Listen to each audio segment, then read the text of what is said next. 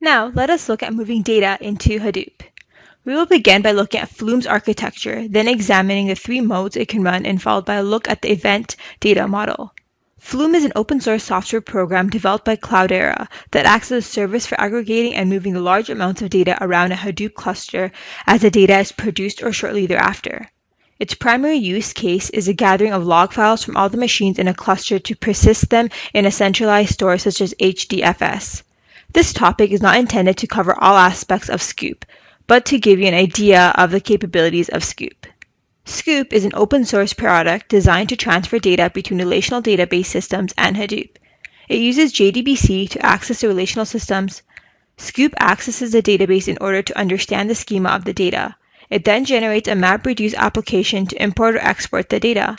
When you use Scoop to import data into Hadoop, Scoop generates a Java class that encapsulates one row of the imported table. You have access to the source code for the generate class. This can allow you to quickly develop any other MapReduce applications that use the records that Scoop stored into HDFS.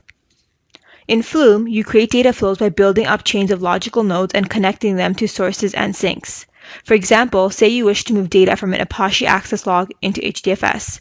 You create a source by tailing access.log and use a logical node to route this to an HDFS sink. Most production Flume deployments have a three-tier design. The agent tier consists of Flume agents co-located with the source of the data that is to be moved. The collector tier consists of perhaps multiple collectors, each of which collects data coming in from multiple agents and forwards it to the storage tier, which may consist of a file system such as HDFS. Here is an example of such a design. Say we have 4 HTTP server nodes producing log files labeled httpd_logx, where x is the number between 1 and 4. Each of these HTTP server nodes has a Flume agent process running on it.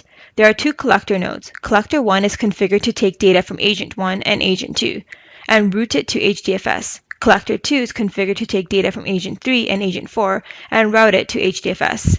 Having multiple collector processes allows one to increase the parallelism in which the data flows into HDFS from the web servers.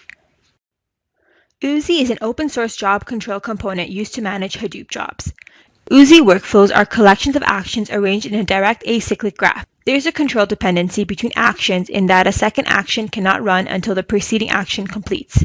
For example, you have the capability of having one job execute only when a previous job completed successfully. You can specify that several jobs are permitted to execute in parallel, but a final job must wait to begin executing until all parallel jobs complete. Workflows are written in HPDL, an XML process definition language, and are stored in a file called workflow.xml. Each workflow action starts jobs in some remote systems, and that remote system performs a callback to Oozie to notify that the action is complete. The coordinator component can invoke workflows based upon a time interval.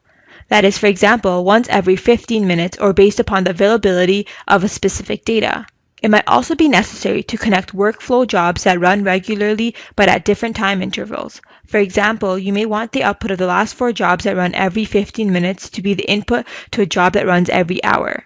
A single workflow can invoke a single task or multiple tasks, either in sequence or based upon some control logic. This is the end of this unit and the course. As I said earlier, the components discussed in this unit have Big Data University courses that cover them in more detail. Thank you for attending. Here is a list of trademarks that may have been referenced in this unit.